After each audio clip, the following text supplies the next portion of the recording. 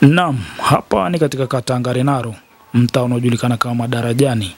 Siku ya jana majira ya saa 3 asubuhi, kijana mmoja anayejulikana kama Beda alikutwa amefariki ndani. Hii ni baada ya wenzake kutokumuona kwa siku zaidi ya moja, ndipo wakachukua hatua ya kufika nyumbani kwake na kuvunja mlango. Baada ya hapo wakamkuta amefariki. Kifo chake kinasemekana kuwa kimesababishwa na unywaji wa pombe kupita kiasi pasipo kula chakula. Kiswahili TV tumefika kwenye eneo la tukio, tumezungumza na wananchi pamoja na diwani wa kata Ngarenaro Isaya Doita, ambaye wamewataka vijana wengi kupunguza unywaji wa pombe, lakini pia kuishi wenyewe ikiwezekana waishi na wenza au ndugu. Jina langu mimi naitwa Dekobi. Mimi naitwa Isaya Doita, ni diwani wa kata ya Ngarenaro. Leo asubuhi mnamo saa 3 hivi nikapigiwa simu na majirani walioko hapa, ambapo kanaambia kuna mtu amefia ndani. Yuko anaitwa Beda Mbaga. Ni mtu ambaye mara nyingi tunakuwa maeneo haya. Of course makazi yake kamili kwa tufahamu, mara nyingi anakuwa haya ni mnywaji sana. Na mbaya zaidi anaishi mwenyewe pia. Anakaa mwenyewe, kwa hiyo mara nyingi nadhani hata swala lazima la mahitaji ya kama chakula inakuwa ni ngumu. Lakini pia anakunywa pombe kwa muda mrefu tangu asubuhi. Hali ya vijana kunywa pombe na hali kwa jumla. Kwa kweli unywaji wa pombe umekuwa ni adha kidogo. Wako watu ambao wanaanza pombe tangu asubuhi, kitu ambacho tunajaribu kukataza kwa wafanyabiashara pia na wanywaji wenyewe. Tunaambia kidogo wajaribu kujitambua kwamba hizi pombe zipo na zilikuwepo na zinaendelea kuwepo. Lakini unapoanza asubuhi na mapema, hujala, hujanywa chai, chakula mara nyingi cha mchana ni tabu, inawaumiza vijana wengi. Kwa hiyo ni waase vijana wote, moja ni kujitambua kwamba pombe sio dili.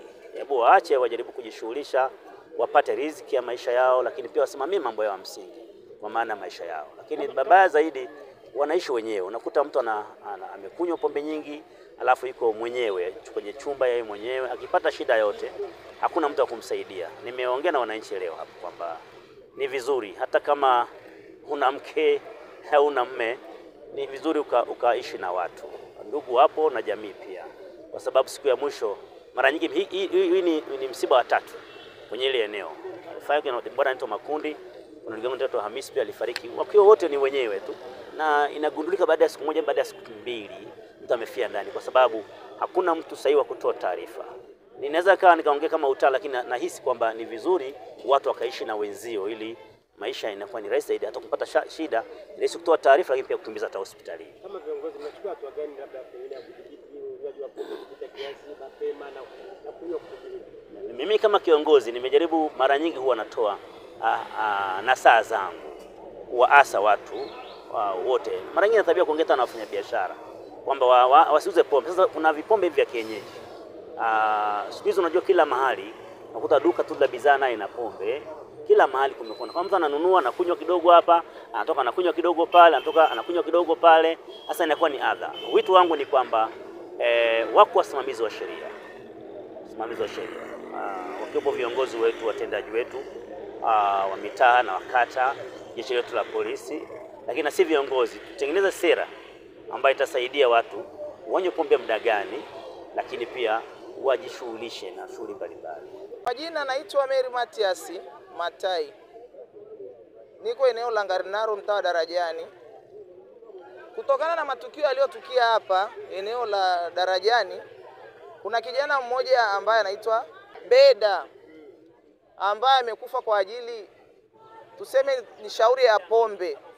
Amelala ndani, alikuwa yuko peke yake na amefariki. Sasa majirani wamekuja kushtukia, hamuoni mtaani, hamuoni kwenye maeneo ambayo anazungukia. Katika harakati za kumtafuta akakutwa amefia ndani, yuko peke yake. Sasa ushauri wa kwangu mimi, ninashauri vijana wote wa eneo la Darajani, asilimia kubwa wengi wanakuwa ni wanywaji wa pombe, na ni watu ambao wanakunywa pombe bila kuchukua tahadhari. Sasa kwa vile wanakuaga wako wenyewe wakati wa kulala, ushauri unatoka kwamba wawe wanajitahidi hata wakati wa kulala wao wanalala na wenzao, ili endapo kama atakuwa amesikia labda ni tatizo limempata, anatafuta hata mtu wa kumpa maji, apata hata mtu wa kumpa maji ili aweze kumuokoa. Tatizo la vijana kunywa pombe kwa ukweli hapa mto wa Darajani hapa ni mkubwa. Na wakati wanakunywa pombe wanakunywa kuanzia hata asubuhi, unakuta wamelewa. Mchana wamelewa. Sasa inapomzidia, wakati mwingine hata anakunywa pombe hali chakula. Na pombe ukinywa bila chakula kwa kweli lazima ikuzidi. Na ikikuzidi unashindwa, unakosa nguvu hata za kuzungumza, hata za kutafuta jirani wa kukusaidia. Hilo ndio tatizo kubwa. Mchango wangu au wazo au shauri, ningeshauri viongozi walioko kwenye mtaa wa Darajani wafuatilie vijana wengine kwa kina, maana si huyo tu, wako wengi. Viongozi wafuatilie kwa kina eneo la mto wa Darajani na sehemu nyinginezo. Vijana wanakunywa pombe za asubuhi, wafuatilie vitengo vyote vinavyouza pombe asubuhi, mchana, wafunge kabisa hivyo vibanda, wasiweze kunywa hizo pombe. Maana hata akisema atoke hapa aende akanywe pombe labda Matejo, itakuwa ni vigumu kumuia yeye kurudi, anawaza. Kwa hiyo hata kunywa pombe, akiwaza kwenda labda sehemu labda Mianzini wapi huko, akiangalia na mwendo wake ataacha kunywa. Kwa hiyo vibanda vyote vinavyouza pombe za asubuhi, hasa hizi pombe kali, nilikuwa naomba viongozi walioko kwenye serikali wachukue hatua ya kufunga vile vibanda kabisa. Ndio ushauri wangu na ndio wazo langu kuu. Jina yangu naitwa Neema Jackson, mtendaji hapa kata ya Ngarenaro. Tumepata taarifa saa 3 asubuhi na msamaria mwema kwamba kuna ndugu yetu amefariki ndani. Tulifika hapa. Tatizo ni kubwa kiasi gani katika eneo lako? Tatizo la unywaji wa pombe kupindukia ni kubwa kweli, na kwa kiasi serikali tunajitahidi kutoa elimu hasa kwa vijana na hao watumiaji wa pombe holela. Tunajitahidi kutoa elimu kwa sababu pia elimu nadhani inaweza kuwa tiba zaidi. Ninyi pekee yenu mnaweza ama pengine mnahitaji msaada kutoka juu kwa sababu hili linaendelea na vijana wanaendelea kupotea? Kwa nafasi yetu tunajitahidi, lakini elimu haijawahi kutosha. Elimu kama tunavyojua ni kitu ambacho kinahitajika kila siku. Kwa hiyo kwa nafasi yetu tunajitahidi kufanya zoezi hilo la kutoa elimu endelevu. Unafikiri kuna hatua zingine ambazo zingepaswa kuchukuliwa zaidi ili angalau lisaidie tatizo kumalizika? Hatua zinahitajika, ila nasisitiza zaidi kwa hawa watumiaji wa pombe holela, wajitahidi kutumia muda wao mwingi kufanya kazi, lakini pia tunavyojua kila kitu kinatakiwa kifanyike kwa kiasi. Hata kama ni starehe ifanyike kwa kiasi, tutaepuka matukio kama haya. Tunashauri nini ngazi za juu ili angalau matatizo kama haya yasitokee chini?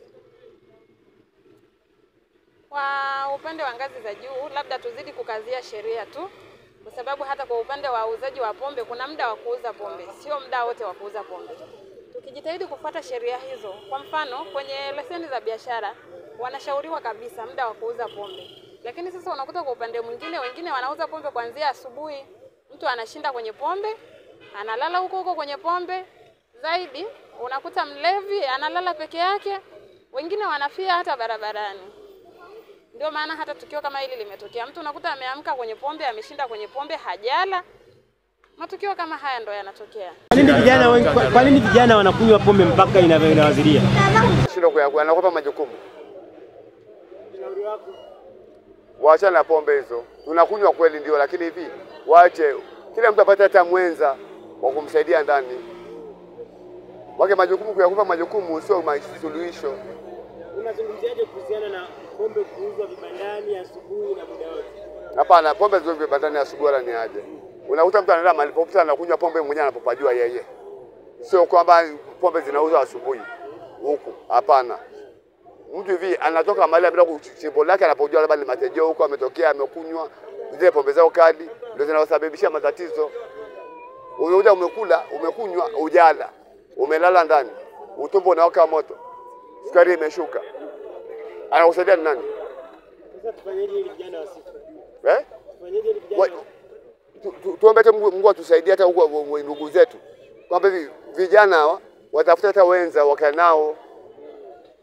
Maana unakaa mwenyewe ndani hivi, wakusaidia ni nani? Hamnaga maisha. Wewe unaye mwenza? Mimi naye mwenza. Na mke na mtoto. Kwa nini ushauri wenzako? Wewe washauri kama vijana kama hawa.